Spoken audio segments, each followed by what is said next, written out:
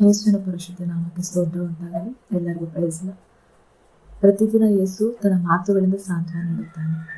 Every day Jesus comforts with his words. ಈ ದಿನದ ವಾಕ್ಯದ ಭಾಗ ಕೀರ್ತನೆಗಳು 34ನೇ ಅಧ್ಯಾಯ 10ನೇ ವಚನ ಓದಿಕೊಳ್ಳೋಣ. ಪ್ರಾಯದ ಸಿಂಹಗಳು ಕೊರತೆಯಾಗಿ ಎಸೆಯುತ್ತವೆ, ಆದರೆ ಕರ್ತನನ್ನು ಹುಡುಕುವವರು ಯಾವ ಒಳ್ಳೆಯದಕ್ಕಾದರೂ ಕೊರತೆ ಪಡುವುದಿಲ್ಲ. ಆಮೇಲೆ ಇಲ್ಲಿ ದೇವರಾದ ಯೇಸುವಿನ ಮೇಲೆ ನಂಬಿಕೆ ಮತ್ತು ಆತನ ಮೇಲಿರುವ ಭಕ್ತಿಯನ್ನು ನಾವು ಒಳಗೊಂಡಿರುವಾಗ ನಮ್ಮ ಆತ್ಮಿಕವಾಗಿಯೂ ಮತ್ತು ದೈಹಿಕವಾಗಿಯೂ ಎಲ್ಲ ಅಗತ್ಯಗಳು ಪೂರೈಸುವಂಥದ್ದಾಗಿದೆ ಎಂಬುದಾಗಿ ಈ ವಾಕ್ಯ ತಿಳಿಸ್ಕೊಡುತ್ತೆ. ಮೊದಲು ಪ್ರಾಯದ ಸಿಂಹಗಳು, ಒಂದು ಸಿಂಹ ಅಂತ ನೋಡುವಾಗ ಒಂದು ಲೌಕಿಕವಾಗಿ ಆ ಕ್ಷಣಕ್ಕೆ ಮಾತ್ರ ಪೂರೈಕೆವಾಗಿರುವಂಥದ್ದು. ತನ್ನ ಹಸಿವನ್ನು ಆ ಕ್ಷಣಿಕ ಮಾತ್ರ ಪೂರೈಸ್ಕೊಳ್ಳೋಕೆ ಸಾಧ್ಯ ಆಗುತ್ತೆ ಲೌಕಿಕವಾಗಿ. ಆದರೆ ಕರ್ತನಾದ ಯೇಸುವಿನ ಮಕ್ಕಳಾದ ನಾವು ದೇವರನ್ನು ಹುಡುಕುವವರಿಗೆ, ಹುಡುಕುವರು ಎಂಬುದಾಗಿ ಶಾಶ್ವತ ನೆರವೇರಿಕೆ ಇದರಲ್ಲಿ ತುಂಬಿದೆ. ಅದು ಒಂದು ವಾಗ್ದಾನವಾಗಿದೆ. ಅದು ಯಾವುದೆಂದರೆ ಒಳ್ಳೆ ನಂಬಿಕೆ ಮತ್ತು ವಿಧೇಯತೆ, ಆರಾಧನೆ ಮತ್ತು ಪ್ರಾರ್ಥನೆ ಕೂಡಿದ ಜೀವಿತ, ಯಾವಾಗಲೂ ಪ್ರಾರ್ಥನಾ ನೆನೆಸುವಂಥದ್ದು, ಆತನನ್ನು ನಿರೀಕ್ಷಿಸುವಂಥ ಜೀವಿತ, ಅದು ಹುಡುಕುವವರು ಎಂಬುದಾಗಿ ಇರುವಾಗ ಜೊತೆಗೆ ಯಾವ ಒಳ್ಳೆಯದಕ್ಕಾದರೂ ಕೊರತೆ ಇಲ್ಲ, ಕೊರತೆ ಪಡುವುದಿಲ್ಲ. ಇದು ಒಂದು ವಾಗ್ದಾನವಾಗಿ ನಮಗೆ ತಿಳಿಸ್ಕೊಡುತ್ತೆ. ಇದು ವಾಗ್ದಾನವಾಗಿ ಯೇಸಪ್ಪನಿಗೆ ಮಾಡಲ್ಪಡುತ್ತಾರೆ. ಮೊದಲು ನಾವು ಆತ್ಮಿಕವಾಗಿ ಹುಡುಕುವಾಗ, ಎರಡನೇದಾಗಿ ದೈಹಿಕವಾಗಿಯೂ ಎಲ್ಲ ಪೂರೈಕೆ ಆಗುತ್ತದೆ ಎಂಬುದಾಗಿ ಈ ವಾಕ್ಯದಲ್ಲಿ ನಾವು ತಿಳಿದುಕೊಳ್ಬಹುದು. ಜೊತೆಗೆ ನಾವು ದೇವರೊಂದಿಗಿರುವ ಸಂಬಂಧ ನಿಜವಾದದ್ದು ಮತ್ತು ಶಾಶ್ವತವಾದ ಪರಿಹಾರವಾಗುವಂಥದ್ದು. ಅದು ಯಾವುದು? ದೇವರೊಂದಿಗಿರುವ ಯೇಸು ಕ್ರಿಸ್ತನ ಮೇಲಿರುವಂಥ ನಂಬಿಕೆ ಮತ್ತು ಆತನ ಮೇಲಿರುವಂಥ ಭಕ್ತಿ ಮತ್ತು ಆತನಲ್ಲಿರುವಂಥ ಸಂಬಂಧವಾಗಿದೆ. ಮತ್ತು ಎರಡನೇದಾಗಿ ವಾಕ್ಯದ ನೋಡೋಣ. ಯೆಶಾಯ 60ನೇ ಅಧ್ಯಾಯ 19 ಮತ್ತು 20ನೇ ವಚನ. ಇನ್ನು ಮೇಲೆ ಸೂರ್ಯ ನಿನಗೆ ಹಗಲಿನಲ್ಲಿ ಬೆಳಕಾಗಿರುವುದಿಲ್ಲ, ಚಂದ್ರನು ಪ್ರಕಾಶಕ್ಕಾಗಿ ನಿನಗೆ ಬೆಳಕು ಕೊಡುವುದಿಲ್ಲ. ಆದರೆ ಕರ್ತನು ನಿನಗೆ ನಿತ್ಯವಾದ ಬೆಳಕಾಗಿರುವನು, ನಿನ್ನ ದೇವರು ನಿನ್ನ ಪ್ರಭೆಯಾಗಿರುವನು. ಇಲ್ಲವೇ ನಿನ್ನ ಸೂರ್ಯನು ಅಸ್ತಮಿಸುವುದಿಲ್ಲ, ಇಲ್ಲವೇ ನಿನ್ನ ಚಂದ್ರನು ಕಾಣದೆ ಹೋಗುವುದಿಲ್ಲ. ಯಾಕಂದರೆ ಕರ್ತನು ನಿನಗೆ ನಿತ್ಯವಾದ ಬೆಳಕಾಗಿರುವನು, ನಿನ್ನ ದುಃಖದ ದಿನಗಳು ಮುಗಿದು ಹೋಗಿರುವು. ಆಮೇಲೆ ಇಲ್ಲಿ ಹೇಗೆ ಲೌಕಿಕವಾಗಿ ನೋಡೋದಾದ್ರೆ, ಒಂದು ಸೂರ್ಯನು ಈ ಲೋಕಕ್ಕೆ ಬೆಳಕಾಗಿದ್ದಾನೆ. ಹಗಲಿನಲ್ಲಿ ಸೂರ್ಯನಿರುವಾಗ, ರಾತ್ರಿಯಲ್ಲಿ ಒಂದು ಕತ್ತಲೆಯಲ್ಲಿ ಬರುವಾಗ ಒಂದು ಪ್ರಕಾಶಮಾನವಾಗಿ ದೇವರು ಚಂದ್ರನಿಟ್ಟಿದ್ದಾರೆ. ಹೇಗೆ ಸೃಷ್ಟಿಯ ದೇವರು ಈ ಸಕಾಲವನ್ನು ಸೃಷ್ಟಿಸಿದ್ದಾರೆ ಎಂಬುದಾಗಿ ಆದಿಕಾಂಡದಲ್ಲಿ 1ನೇ ಅಧ್ಯಾಯದಲ್ಲಿ ನೋಡಬಹುದು. ಇದು ಅದೇ ರೀತಿಯಾಗಿ ನಮ್ಗೆ ಆತ್ಮಿಕವಾಗಿ ಕರ್ತನು ನನಗೆ ನಿತ್ಯವಾದ ಬೆಳಕಾಗಿರುವನು. ಯಾರಾಗಿದ್ದರೆ ನಮಗೆ ನಿತ್ಯವಾದ ಬೆಳಕು ಯೇಸು ಕ್ರಿಸ್ತನಾಗಿದ್ದಾನೆ. ಜೊತೆಗೆ ಹೇಗೆ ಸೂರ್ಯನು ಹೋಗುವಾಗ ಕತ್ತಲು ಬರುತ್ತೆ, ಕತ್ತಲು ಆ ಸಮಯದಲ್ಲಿ ಚಂದ್ರನು ಇಲ್ಲದಿರುವಾಗಲೂ ಸರಿನೇ ಮೊಬ್ಬಾಗಿ ಏನು ಕಾಣದವರಾಗಿರ್ತೇವೆ. ಆದರೆ ಕರ್ತನಾದ ಯೇಸುವಿನ ನಿತ್ಯವಾದ ಬೆಳಕು ನಮ್ಮ ಹೃದಯದಲ್ಲಿ ಇರುವಾಗ, ನಮ್ಮದೆಲ್ಲ ದುಃಖ ದಿನಗಳೆಲ್ಲ ಮುಳುಗಿ ಹೋಗುತ್ತಿರುವಾಗ, ಆ ಬೆಳಕು, ನಿತ್ಯವಾದ ಬೆಳಕು ನಮ್ಮ ಹೃದಯದಲ್ಲಿ ಬೀಳುವಾಗ, ಆ ಕತ್ತಲೆಲ್ಲ ದುಃಖವೆಲ್ಲ ಹೋಗಿ ನಮಗೆ ಒಂದು ಸಂತೋಷ, ಸಮಾಧಾನ, ಆತನ ನಿರೀಕ್ಷಿಸುವಾಗ, ಆತನಲ್ಲಿ ನಂಬಿಕೆ ಇಡುವಾಗ, ಆತನಿಗೆ ಮಾತಿಗೆ ವಿಧೇಯರಾಗಿರುವಾಗ ನಮಗೆ ಎಲ್ಲೆಲ್ಲದ ಸಂತೋಷ ನಮ್ಮ ಹೃದಯದಲ್ಲಿ ಆಳ್ವಿಕೆ ಮಾಡೋದಕ್ಕೆ ಸಾಧ್ಯ ಎಂಬುದಾಗಿ ಈ ವಾಕ್ಯ ಹೇಳುವಂಥದ್ದಾಗಿದೆ. ಮತ್ತು ಮುಂದಿನ ವಾಕ್ಯ ಕೀರ್ತನೆಗಳು 27ನೇ ಅಧ್ಯಾಯ 1ನೇ ವಚನ. ಕರ್ತ ನನ್ನ ಬೆಳಕು, ನನ್ನ ರಕ್ಷಣೆಯೂ ಆಗಿದ್ದಾನೆ, ನಾನು ಯಾರಿಗೆ ಭಯಪಡುವೆನು? ಕರ್ತ ನನ್ನ ಜೀವದ ಬಲವಾಗಿದ್ದಾನೆ, ನಾನು ಯಾರಿಗೆ ಹೆದರುವೆನು? ಇಲ್ಲಿ ದಾವೀದನು ಹೇಗೆ ಗಂಡಾಂತರದಲ್ಲಿ ಆ ಒಂದು ಸಮಯದಲ್ಲಿ ಸಿಕ್ಕಿಕೊಂಡಿರುವಾಗ, ಇಕ್ಕಟ್ಟಿನ ಸಮಯದಲ್ಲಿ ಇರುವಂಥ ಸ್ಥಿತಿಯಲ್ಲಿ ಆತನು ಹೇಗೆ ನನಗೆ ಬೆಳಕು, ನನ್ನ ರಕ್ಷಣೆಯು ಕರ್ತನಾದ ಯೇಸೊಬ್ಬರೇ ಎಂಬುದಾಗಿ ತಿಳಿಸ್ಕೊಡ್ತಾ, ನಾನು ಯಾರಿಗೆ ಭಯಪಡೋದಿಲ್ಲ ಅಂತ ಹೇಳ್ತಿದ್ದಾನೆ. ಜೊತೆಗೆ ನನ್ನ ಜೀವದ ಬಲವು, ನನ್ನ ಜೀವದ ಬಲವು ಯಾರಾಗಿದ್ದಾರೆ ಅಂತ ಹೇಳ್ತಿದ್ದಾನೆ? ದೇವರಾದ ಕರ್ತನಾದ ಯೇಸು ಆಗಿದ್ದಾನೆ, ನಾನು ಯಾರಿಗೆ ಹೆದರುವೆನು ಎಂಬುದು ಹೇಳ್ತಾನೆ. ಈ ಸಮಯದ ಸರಿಯೇ ನಮ್ಮ ಆತ್ಮಿಕವಾಗಿ ಬೆಳಕು ಮತ್ತು ರಕ್ಷಣೆಯು ಮತ್ತು ಜೀವದ ಬಲವು ಕ್ರಿಸ್ತನಾಗಿರುವಾಗ ನಾವು ಯಾರಿಗೂ ಭಯಪಡೋದಕ್ಕೆ ಅವಶ್ಯಕತೆಗಳಿಲ್ಲ ಮತ್ತು ಯಾರಿಗೂ ಹೆದರುವುದಕ್ಕೆ ಸಾಧ್ಯವಿಲ್ಲ. ಯಾಕೆಂದರೆ ಆತನು ಕ್ಷಣಿಕದಲ್ಲಿ ದೇಹದಲ್ಲಿ ಬಲಹೀನತೆ ಬರ್ಬೋದು, ಅನಾರೋಗ್ಯದಲ್ಲಿರ್ಬೋದು, ನಾವು ಕಷ್ಟದ ಸಮಯದಲ್ಲಿ, ಇಕ್ಕಟ್ಟಿನ ಸಮಯದಲ್ಲಿ ಸಿಕ್ಕಿಕೊಂಡಿರ್ಬೋದು, ಮಾರ್ಗವೆಲ್ಲ ಎಂಬುದಾಗಿ ನಾವು ಚಿಂತೆಯಲ್ಲಿ ಮುಳುಗಿರ್ಬೋದು. ಆದರೆ ನಮ್ಮ ಭರವಸೆ, ನಮ್ಮ ಬೆಳಕು, ರಕ್ಷಣೆಯು ಮತ್ತು ಜೀವದ ಬಲವು ಕ್ರಿಸ್ತನೇ ಎಂಬುದಾಗಿ ಯಾವ ರೀತಿಯಾಗಿ ದಾವೀದನು ಆತನು ವರ್ಣಿಸಿದಾನ 27ನೇ ಕೀರ್ತನೆಯಲ್ಲಿ ನಾವು ಅದೇ ನಂಬಿಕೆ ಕ್ರಿಸ್ತನಾದ ನಂಬಿಕೆಯ ಜೀವಿತ ನಡೆಯೋಣ. ಪ್ರಕಟಣೆ 21ನೇ ಅಧ್ಯಾಯ 23ನೇ ವಚನ.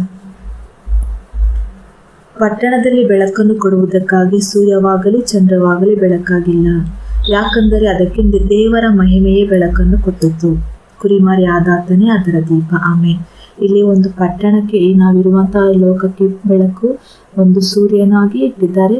ರಾತ್ರಿಯನ್ನ ಒಂದು ಪ್ರಕಾಶಮಾನವಾಗಿರಲಿ ಎಂಬುದಾಗಿ ಚಂದ್ರವನ್ನ ದೇವರು ಇಟ್ಟಿದ್ದಾರೆ. ಆದ್ರೆ ಚಂದ್ರನು ಬೆಳಕಾಗಿ ಬೇಡ, ಸೂರ್ಯನು ಬೆಳಕಾಗಿ ಬೇಡ, ಆದರೆ ಅದಕ್ಕೆ ದೇವರ ಮಹಿಮೆಯೇ ಬೆಳಕು. ನೋಡಿ ಹೇಗೆ ಪರಲೋಕಕ್ಕೂ ಅಲ್ಲಿರುವಂಥ ಪಟ್ಟಣ ಯಾವ ರೀತಿಯಾಗಿದೆ ಅಂದರೆ, ಯಾವ ರೀತಿಯಾದ ಬೆಳಕು ತುಂಬಿದೆ ಅಂದರೆ ದೇವರ ಮಹಿಮೆಯ ಬೆಳಕನ್ನು ತುಂಬಿರುವಂಥದ್ದಾಗಿದೆ, ಸದಾಕಾಲವಿದೆಯಂತೆ. ಜೊತೆಗೆ ಕುರಿಮರಿ ಆದಾತನೇ ಅದರ ದೀಪ. ಯಾರಾಗಿದ್ದ ದೀಪ? ಯೇಸು ಕ್ರಿಸ್ತನೇ ಒಂದು ದೀಪವಾಗಿ ಇದ್ದಾರೆ ಎಂಬುದರ ವಾಕ್ಯ ತೋರಿಸ್ಕೊಳ್ಳುತ್ತೆ. ಮುಂದಿನ ವಾಕ್ಯ ಅದೇ ರೀತಿ ನೋಡೋಣ. 6ನೇ ಅಧ್ಯಾಯ 33ನೇ ವಚನ. ಆದರೆ ಮೊದಲು ನೀವು ದೇವರಾಜ್ಯವನ್ನು ಆತ ನೀತಿಯನ್ನು ಹುಡುಕಿರಿ, ಇವುಗಳ ಕೂಡ ಅವೆಲ್ಲವುಗಳು ನಿಮಗೆ ಕೂಡಿಸಲ್ಪಡುವು. ಆಮೇಲೆ ನಾವು ಕ್ರಿಸ್ತನ ಶಿಷ್ಯರಾದ ನಾವು ಹಣದ ಆಸೆ ಆಗಲಿ, ಶಾರೀರಿಕದಲ್ಲಿರುವಂಥ ಆಲೋಚನೆ, ಅವಶ್ಯಕತೆ, ಭೂಲೋಕದಲ್ಲಿರುವುದು ಯಾವುದಕ್ಕಾಗಿಯೂ ದೇವರನ್ನು ಯಜಮಾನನಾಗಿ ಇಟ್ಟುಕೊಳ್ಳೋದ್ರೆ ನಮ್ಮ ಕಣ್ಣುಗಳು ಆತನ ರಾಜ್ಯದಲ್ಲಿಯೂ ಆತನ ನೀತಿಗಾಗಿಯೂ ಆತನ ಪ್ರಭಾವಕ್ಕಾಗಿಯೂ ನಾವು ನಿರೀಕ್ಷಿಸುವಂತರಾಗಿರ್ಬೇಕೆಂದು ವಾಕ್ಯ ಹೇಳುತ್ತೆ. ಜೊತೆಗೆ ಆತನ ನಮ್ಮ ಆಲೋಚನೆ ಏನಾಗಿರಬೇಕು? ದೇವರ ರಾಜ್ಯಕ್ಕಾಗಿಯೂ ಮತ್ತು ಆತನ ನೀತಿಗಾಗಿಯೂ ನಾವು ಹುಡುಕುವಂತರಾಗಿರಬೇಕು. ಅಂದರೆ ಆತನ ಅರ್ಥ, ಆತನ ರಾಜ್ಯ, ಆತನ ಆಳ್ವಿಕೆ, ದೇವರ ಆಳ್ವಿಕೆಯನ್ನು ಬಯಸುವಂತರಾಗಿರಬೇಕು. ಆತನ ಪ್ರಭಾವವನ್ನು, ಆತನ ಅಧಿಕಾರವನ್ನು ನಾವು ಎದ್ದು ನೋಡುವಾಗ ಮಾತ್ರವೇ ನಮಗೆ ಬೇಕಾಗಿದ್ದೆಲ್ಲ ಅವಶ್ಯಕತೆಗಳು ಆತ್ಮಿಕವಾಗಿ ಮೊದಲು, ಆಮೇಲೆ ದೈಹಿಕವಾಗಿ ದೇವರು ಒದಗಿಸಿಕೊಡುವಂತನಾಗಿರ್ತಾನೆ. ಮುಂದಿನ ವಚನ ಮತ್ತಾಯ 7ನೇ ಅಧ್ಯಾಯ 11ನೇ ವಚನ. ಕೆಟ್ಟವರಾದ ನೀವು ಒಳ್ಳೆ ದಾನಗಳನ್ನು ನಿಮ್ಮ ಮಕ್ಕಳಿಗೆ ಕೊಡುವುದು ಹೇಗೆ ಎಂಬುದನ್ನು ತಿಳಿದವರಾಗಿದ್ದರೆ ಸ್ವರ್ಗದಲ್ಲಿ ಇರುವ ನಿಮ್ಮ ತಂದೆಯು ತನ್ನನ್ನು ಬೇಡಿಕೊಳ್ಳುವ ಅವರಿಗೆ ಎಷ್ಟು ಹೆಚ್ಚಾಗಿ ಒಳ್ಳೆಯವುಗಳನ್ನು ಕೊಡುತ್ತಾನಲ್ಲವೇ. ಆಮೇಲೆ ಇಲ್ಲಿ ಪರಲೋಕದ ದೇವರ ಆಸೆ, ಆಲೋಚನೆ, ಆತನ ಸ್ವಭಾವ, ಆತನ ಬಯಕೆ ಏನಾಗಿದೆ ಅಂತ ಹೇಳೋದಾದರೆ, ಸ್ವರ್ಗದಲ್ಲಿರುವ ನಿಮ್ಮ ತಂದೆಯು ತನ್ನನ್ನು ಬೇಡಿಕೊಳ್ಳುವವರೆಗೆ, ನಾವು ಬೇಡಿಕೊಳ್ಳುವ ಮಾತ್ರವೇ ನಮಗೆ ಸಿಗುತ್ತದೆ, ಹೆಚ್ಚಾಗಿ ಒಳ್ಳೆಯಗಳನ್ನು ಕೊಡುತ್ತಾನೆ ಅಲ್ಲವೇ ಎಂಬುದಾಗಿ ಕೇಳ್ತಿದ್ದಾರೆ. ಇಲ್ಲಿ ನೋಡಿ 11ನೇ ಅಧ್ಯಾಯ ಸ್ಟಾರ್ಟಿಂಗ್ ನೋಡೋದಾದರೆ, ಕೆಟ್ಟವರಾದ ನೀವು, ಪ್ರತಿ ಮನುಷ್ಯನೂ ಒಂದು ಕೆಟ್ಟತನ ಇದೆ ಎಂಬುದಾಗಿ ಸೂಚಿಸುತ್ತೆ. ಆದರೂ ತನ್ನ ಮಕ್ಕಳಿಗೆ ಅಂತ ಬರುವಾಗ ಒಳ್ಳೆ ದಾನಗಳನ್ನೇ ಆತನು ನಿರೀಕ್ಷಿಸಿ ಆಲೋಚಿಸಿ ಕೊಡುವಂತನಾಗಿದೆ ಎಂಬುದಾಗಿ ಸಹ ಇಲ್ಲಿ ತಿಳಿಸ್ಕೊಡುತ್ತೆ. ಅದೇ ರೀತಿಯಾಗಿ ಮತ್ತಾಯ 7ನೇ ಅಧ್ಯಾಯ 9 ಮತ್ತು 10ನೇ ವಚನ ಓದಿಕೊಳ್ಳೋಣ. ಇಲ್ಲವೇ ನಿಮ್ಮಲ್ಲಿ ಯಾವನಾದರೂ ತನ್ನ ಮಗನು ರೊಟ್ಟಿಯನ್ನು ಕೇಳಿದರೆ ಅವನಿಗೆ ಕಲ್ಲನ್ನು ಕೊಡುವನೇ? ಇಲ್ಲವೇ ಅವನು ಮೀನನ್ನು ಕೇಳಿದರೆ ಅವನಿಗೆ ಹಾವನ್ನು ಕೊಡುವನೇ? ಇಲ್ಲಿ ಭೂಲೋಕ ತಂದೆ ಸ್ವಭಾವ ಯಾವ ರೀತಿ ಇದೆ ಎಂಬುದಾಗಿ ತಿಳಿಸ್ಕೊಟ್ಟಿದ್ದಾರೆ. ನಿಮ್ಮಲ್ಲಿ ಯಾವನಾದರೂ ತನ್ನ ಮಗನು ತನ್ನ ಮಕ್ಕಳಿಗೆ ರೊಟ್ಟಿಯನ್ನು, ತನ್ನ ಮಗು ತನ್ನ ರೊಟ್ಟಿಯನ್ನು ಕೇಳುವಾಗ ಕಲ್ಲನ್ನು ಕೊಡೋಕ್ಕೆ ಸಾಧ್ಯ ಇಲ್ಲ. ಅದೇ ರೀತಿಯಾಗಿ ಮೀನನ್ನು ಕೇಳುವಾಗ ಹಾವನ್ನು ಯಾರು ಕೊಡುವುದಿಲ್ಲ. ಅದೇ ಕೇಳ್ತಿದೆ ಇಲ್ಲಿ ಯಾವ ರೀತಿ ಭೂಲೋಕದಲ್ಲಿರುವ ತಂದೆ ಈ ಮಕ್ಕಳನ್ನು ಯಾವ ರೀತಿಯಾಗಿ ಒಳ್ಳೆ ಆಲೋಚನೆಯಲ್ಲಿ ಒಳ್ಳೆ ಸ್ವಭಾವವನ್ನು ತೋರಿಸ್ಕೊಡ್ತಾನೆ, ಆತನ ಆಲೋಚನೆ ಕೆಟ್ಟದಾಗಿದ್ದು ಒಳ್ಳೆ ದಾನ ಕೊಡಬೇಕೆಂಬುದಾಗಿ ಬಯಸ್ತಾನೋ ಅದಕ್ಕಿಂತ ಹೆಚ್ಚಾಗಿ ನಮ್ಮ ಆತ್ಮಿಕಾದ ತಂದೆಯಾದ ದೇವರು ಯೇಸು ಕ್ರಿಸ್ತನು ಆತ್ಮಿಕವಾಗಿ ನಾವು ಬೇಡಿಕೊಳ್ಳಬೇಕು ಮೊದಲನೇದಾಗಿ ಅಂತ ಆತನು ನಿರೀಕ್ಷಿಸ್ತಾನೆ. ಆತನ ಬಯಕೆಯು, ಆತನ ಸ್ವಭಾವವು, ಆತನ ಆಲೋಚನೆಯು ನಾವು ಆತ್ಮಿಕವಾಗಿ ಅಭಿವೃದ್ಧಿಗೊಳ್ಳಬೇಕು, ಆತ್ಮಿಕವಾದ ಜೀವಿತದಲ್ಲಿ ನಾವು ಮುಂದೆ ಇರಬೇಕೆಂಬುದಾಗಿ ಇದು ವಾಕ್ಯ ತಿಳಿಸ್ಕೊಡುತ್ತದೆ. ಮುಂದಿನ ವಾಕ್ಯದಲ್ಲಿ ನೋಡ್ಕೊಳ್ಳೋಣ. ಅದೇ ರೀತಿಯಾಗಿ ಮುಂದಿನ ವಾಕ್ಯ ಯೋಹಾನ ಬರೆದ ಸುವಾರ್ತೆ 8ನೇ ಅಧ್ಯಾಯ 12ನೇ ವಚನ. ತರುವಾಯ ಯೇಸು ತಿರುಗಿ ಮಾತನಾಡಿ ಅವರಿಗೆ, ನಾನೇ ಲೋಕಕ್ಕೆ ಬೆಳಕಾಗಿದ್ದೇನೆ. ನನ್ನನ್ನು ಹಿಂಬಾಲಿಸುವವನು ಕತ್ತಲೆಯಲ್ಲಿ ನಡೆಯುವುದಿಲ್ಲ, ಆದರೆ ಜೀವದ ಬೆಳಕನ್ನು ಹೊಂದುವನು ಎಂದು ಹೇಳಿದನು. ಈ ಭೌತಿಕವಾಗಿ ಲೋಕಕ್ಕೆ ಬೆಳಕು ಸೂರ್ಯನಾಗಿದ್ದಾನೆ. ಅದೇ ರೀತಿ ನಮ್ಮ ಆತ್ಮಿಕವಾಗಿ ಇಡೀ ಲೋಕದಲ್ಲಿರುವ ಮನುಷ್ಯರಿಗೂ ಸೂರ್ಯನೇ ಯೇಸು ಕ್ರಿಸ್ತನ ಮಾತ್ರವೇ ಬೆಳಕಾಗಿದ್ದಾನೆ. ಈ ಲೋಕದಲ್ಲಿರುವಂಥ ಪ್ರತಿಯೊಬ್ಬ ಮನುಷ್ಯರಿಗೆ, ಈ ಪ್ರಪಂಚಕ್ಕೇ ಒಂದು ದೇವರು ಶಾಶ್ವತವಾದ ಬೆಳಕು, ನಿಜವಾದ ಬೆಳಕು, ಅದು ಯೇಸು ಕ್ರಿಸ್ತನ ಮಾತ್ರವೇ ಆಗಿದ್ದಾರೆ. ನಿಜವಾಗಿಯೂ ನಮಗೆ ಒಂದು ಆತ್ಮಿಕವಾಗಿಯೂ ನಮ್ಮ ದೈಹಿಕವಾಗಿಯೂ ಯೇಸು ಕ್ರಿಸ್ತನನ್ನೇ ನಾವು ಬೆಳಕಾಗಿ ನಾವು ಸ್ವೀಕರಿಸ್ಕೊಳ್ಬೇಕು. ಆತನನ್ನು ನಾವು ಸ್ವೀಕರಿಸಿಕೊಳ್ಳಲು ಸ್ವಂತ ರಕ್ಷಕನಾಗಿ ನಾವು ಅಂಗೀಕರಿಸಿಕೊಂಡಿಲ್ಲ. ಆತನೇ ಸತ್ಯವಾದ ದೇವರು ಎಂಬುದನ್ನು ತಿಳಿದುಕೊಳ್ಳಿರೋದು ಇಲ್ಲ ಅಂತ ಹೇಳೋದಾದರೆ ನಾವು ಕತ್ತಲೆ ಜೀವಿತದಲ್ಲಿ ಇದ್ದೇವೆ ಎಂಬುದಾಗಿ ವಾಕ್ಯ ತಿಳಿಸ್ಕೊಡುತ್ತೆ. ಅದೇ ರೀತಿ ಮುಂದಿನ ವಾಕ್ಯವನ್ನು ನೋಡ್ಕೊಳ್ಳೋಣ. 1 ಕೊರಿಂಥ ಮುಂದಿನ ವಾಕ್ಯ 2 ಕೊರಿಂಥ 4ನೇ ಅಧ್ಯಾಯ 6ನೇ ವಚನ. 2 ಕೊರಿಂಥ 4ನೇ ಅಧ್ಯಾಯ 6ನೇ ವಚನ. ಯಾಕಂದರೆ ಕತ್ತಲೆಯೊಳಗಿನಿಂದ ಬೆಳಕು ಹೊಳೆಯಲಿ ಎಂದು ಆಜ್ಞಾಪಿಸಿದ ದೇವರು ತಾನೇ ಯೇಸು ಕ್ರಿಸ್ತನ ಮುಖದಲ್ಲಿ ತೋರುವ ದೇವರ ಮಹಿಮೆಯ ಜ್ಞಾನವೆಂಬ ಪ್ರಕಾಶವನ್ನು ಕೊಡುವುದಕ್ಕಾಗಿ ನಮ್ಮ ಹೃದಯಗಳಲ್ಲಿ ಹೊಳೆದನು. ಅಂದರೆ ಇಲ್ಲಿ ಕತ್ತಲೆಯಲ್ಲಿ ಇರುವಂಥ ನಮ್ಮನ್ನು ಒಂದು ಬೆಳಕಾಗಿ ಹೊಳೆಯಲಿ ಎಂಬುದಾಗಿ ದೇವರು ಆಜ್ಞಾಪಿಸಿದನಂತೆ. ಅದು ಯೇಸು ಕ್ರಿಸ್ತನ ಮೂಲಕವಾಗಿಯೇ ದೇವರ ಮಹಿಮೆ ಎಂಬ ಜ್ಞಾನವು ಕೊಡಬೇಕೆಂಬುದಾಗಿ ನಮ್ಮ ಹೃದಯಗಳಲ್ಲಿ ದೇವರು ಹೊಳೆಯುವಂತನಾಗಿದ್ದಾನಂತೆ. ಅಂದರೆ ಒಂದು ಪೌಲನ ಜೀವಿತದಲ್ಲಿ ನಾವು ನೋಡ್ಬೋದು, ಆತನು ಎಲ್ಲ ಹಿರಿಯರಿಂದ ಪ್ರಧಾನರಿಂದ ದೇವರಲ್ಲೇ ಒಂದಾಗಿ ಕೂಡಿ ಸ್ತುತಿ ಸ್ತೋತ್ರ ಮಾಡ್ತಾ ಆರಾಧನೆ ಮಾಡ್ತಾರೆ. ದೇವರ ಮಕ್ಕಳ ಎಲ್ಲಿ ಬರ್ತಾರೆ ಅಂತ ನೋಡಿಕೊಂಡು ಅವರೆಲ್ಲನೂ ಸೆರೆಮನೆಗೆ ಹಾಕುವಂಥದ್ದು, ಹಿಂಸೆ ಪಡಿಸುವಂಥದ್ದು, ಪ್ರಾರ್ಥನೆ ಅಡ್ಡಿ ಮಾಡುವಂಥ ಜೀವಿತ ಆತನಲ್ಲಿತ್ತು. ಆದರೆ ಒಂದು ದಿನ ಕ್ರಿಸ್ತನು ಆತನಿಗೆ ಕಾಣಿಸಿಕೊಳ್ಳುವಾಗ ಪ್ರಕಾಶಮಾನವಾಗಿ ಆತನ ಕಣ್ಣು ಕುರುಡನಾದ 3 ದಿನಗಳ ಕಾಲ ಒಂದು ಕಣ್ಣು ಕಾಣದಲ್ಲೇ ಇರುವಂಥದ್ದಾಗಿದ್ದ. ಆ ಸಮಯದಲ್ಲಿ ಪ್ರವಾದಿ ಮೂಲಕವಾಗಿ ದೇವರು ಮಾತನಾಡಿ ಅಲ್ಲಿ ಆತನು ಕಣ್ಣು ತೆರೆಯಲ್ಪಡೋದು ಯೇಸು ಕ್ರಿಸ್ತನ ಮೂಲಕವಾಗಿ ಪ್ರಾರ್ಥಿಸುವಾಗ ಆತ ತೆರೆಯಲ್ಪಟ್ಟನು.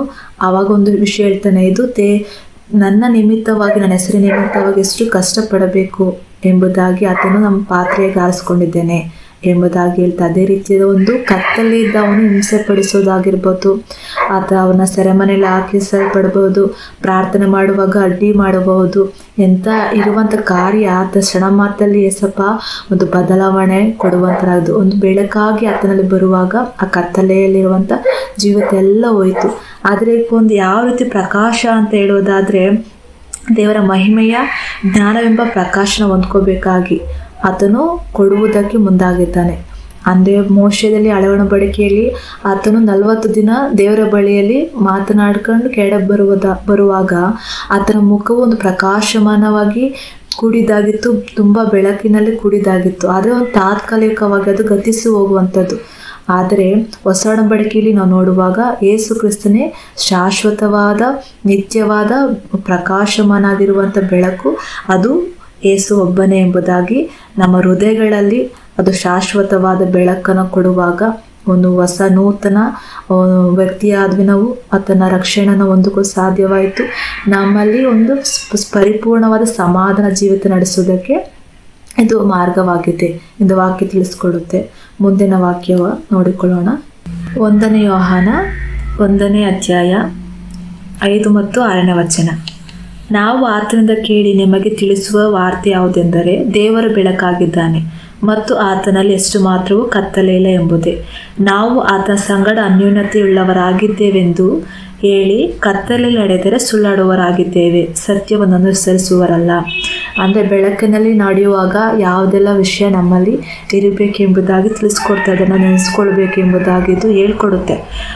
ಏನು ಅಂದರೆ ನಾವು ಆತರಿಂದ ಕೇಳಿದ ನಿಮಗೆ ತಿಳಿಸುವ ವಾರ್ತೆ. ಯಾವುದು ವಾರ್ತೆನ ತಿಳಿಸ್ಕೊಟ್ಟು ನಮಗೆ ನಾವು ಯಾವ ರೀತಿಯಾಗಿ ರಕ್ಷಣೆ ಮಾರ್ಗ ಬಂದ್ವಿ ಅಂದರೆ ಬೇರೊಬ್ಬರು ಸುವಾರ್ತೆಯ ಸಾರುವಂತರಾದರು. ಏಸಪ್ಪ ನಿಮ್ಮ ಕಣ್ಣೀರಿಗಾಗಿ, ನಿಮ್ಮ ಬಡತನಕ್ಕಾಗಿ, ನಿಮ್ಮ ಬಲಹೀನತೆಗಾಗಿ, ನಿಮ್ಮ ರೋಗಗಳಿಗಾಗಿ, ನಿಮ್ಮಲ್ಲಿರುವಂಥ ಇಕ್ಕಟ್ಟಿನ ಪರಿಸ್ಥಿತಿಗಳೆಲ್ಲ ತೆಗೆದಾಕೋದಕ್ಕಾಗಿಯೇ ಆತನು ಆ ದಿನಗಳಲ್ಲಿ ಆತನ ಗುರು ಶಿಲುಬೆಯಲ್ಲಿ ಮರಣವನ್ನು ಹೊಂದಿದ್ದಾನೆ. ಎಲ್ಲವೂ ತೀರಿಸಿ ಆತನ ಪರಿಶುದ್ಧವಾದ ರಕ್ತವನ್ನು ಸುರಿಸಿ ನಮ್ಮನ್ನು ಕೊಂಡುಕೊಂಡಿದ್ದಾನೆ. 3 ದಿನ ಪುನರುತ್ಥಾನವಾಗಿ ಯುಗಾಂತ ಜೀವಿಸ್ತಿದ್ದಾನೆ. ಇವಾಗಲೂ ನಮ್ಮ ಹೃದಯಗಳಲ್ಲಿ ನಮ್ಮ ಮೇಲೆ ವಾಸ ಮಾಡುವಂತನಾಗಿದ್ದಾನೆ. ಆತನ ಬೆಳಕು ಇದುವರೆಗೂ ಆ ಸುವಾರ್ತೆ ಎಂಬ ಬೆಳಕು ನಮ್ಮ ಹೃದಯಗಳಲ್ಲಿ ಬೆಳಕು ಮೂಡುವಾಗ ನಾವು ಸ್ವಂತ ರಕ್ಷಕನಾಗಿ ಸ್ವೀಕರಿಸ್ಕೊಂಡ್ವಿ.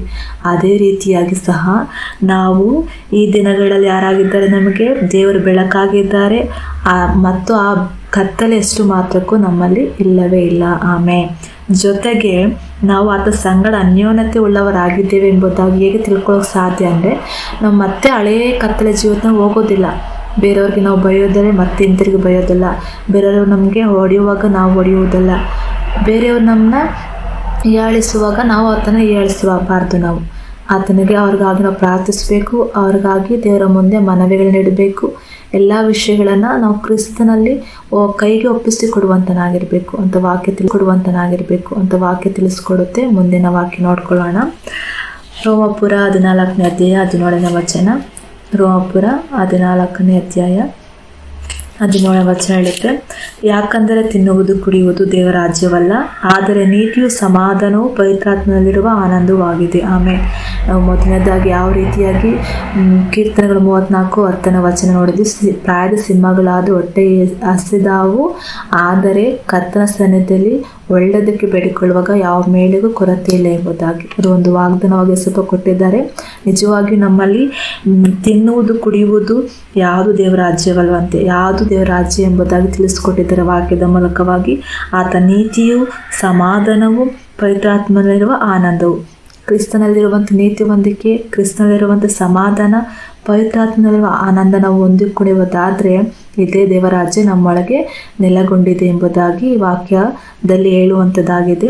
ನಾವು ಅದಕ್ಕಾಗಿ ನಾವು ಮೊದಲದಾಗಿ ದೇವರ ಹೊಂದಿರುವ ಸಂಬಂಧವನ್ನು ನಾವು ಹೊಂದಿಕೊಳ್ಳಬೇಕು. ಆತನ ಮೆಚ್ಚುಗೆ, ಆತನ ಆಸೆ ಏನು, ಆತನ ಆಲೋಚನೆ ಏನು, ನಮ್ಮ ಜೀವಿತ ಆತನ ಹೇಗೆ ನಡೆಸ್ಕೊಳ್ಬೇಕು ಎಂಬುದಾಗಿ ಆಸೆ ಪಡ್ತಿದ್ದಾನೆ. ಎಲ್ಲವೂ ನಾವು ಆತನ ಮೇಲೆ ನಂಬಿಕೆ ಇಡುತ್ತಾ ಆತನ ಮಾತಿಗೆ ವಿಧೇಯರಾಗುತ್ತಾ ನಮ್ಮ ಜೀವಿತ ಪ್ರಾರ್ಥನೆ ಕೂಡಿದ ಜೀವಿತವಾಗಿ ನಾವು ಮಾರ್ಪಡಿಸೋಣ. ಅದೇ ರೀತಿಯಾಗಿ ಇಷ್ಟು ವಾಕ್ಯಗಳ ಮೂಲಕವಾಗಿ ಯೇಸು ಕ್ರಿಸ್ತನು ನಮ್ಮ ಸಂಗಡ ಮಾತನಾಡಿದ್ದಕ್ಕಾಗಿ ಸ್ತೋತ್ರ. ನಾವು ಯಾವುದಕ್ಕೂ ನಾವು ಚಿಂತೆ ಪಡದೆ ಕೊರತೆ ಪಡುವುದಕ್ಕೆ ಸಾಧ್ಯ ಇಲ್ಲ. ಯಾವಾಗ ಅಂದರೆ ಆತ ರಾಜ್ಯಕ್ಕಾಗಿ ನೀತಿಗೆ ತಾಕಪಡುವಾಗ, ಜೊತೆಗೆ ಆತನ ನೀತಿಯು, ಆತನ ಸಮಾಧಾನ, ಪವಿತ್ರಾತ್ಮ ನಮ್ಮಲ್ಲಿ ಆನಂದವು ನಮ್ಮಲ್ಲಿ ನೆಲೆಗೊಂಡಿರುವಾಗ, ನಮ್ಮ ಹೃದಯದಲ್ಲಿ ಆತನ ಬೆಳಕಾಗಿ ಶಾಶ್ವತವಾದ ಬೆಳಕಾಗಿ ಇರುವಾಗ ಎಲ್ಲವೂ ಸಾಧ್ಯವೆಂಬುದಾಗಿ ವಾಕ್ಯದ ಮೂಲಕವಾಗಿ ಏಸಪ್ಪ ನಮ್ಮ ಸಾಂತ್ವನ ನೀಡಿದ್ದಕ್ಕಾಗಿ ಸ್ತೋತ್ರ. ಯೇಸುವಿನ ನಾಮದಲ್ಲಿ ಈ ವಾಕ್ಯವನ್ನು ಇಲ್ಲಿಗೆ ಮುಗಿಸುತ್ತಾ, ಯೇಸುವಿನ ಕೃಪೆಯು ನಮ್ಮೊಂದಿಗಿರಲಿ. ಆಮೆನ್.